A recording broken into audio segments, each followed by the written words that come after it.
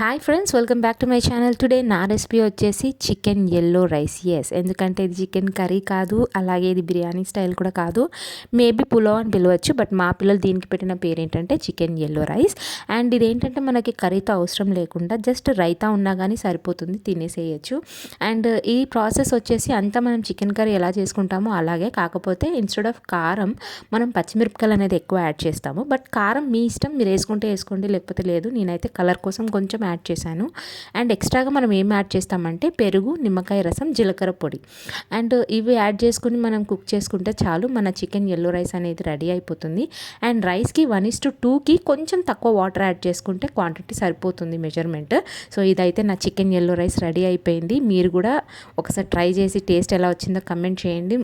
Wow, yellow chicken rice ready. And మీకు నా recipe నచ్చితే కనుక నా ఛానల్ని సబ్స్క్రైబ్ చేసుకోండి. Thank you.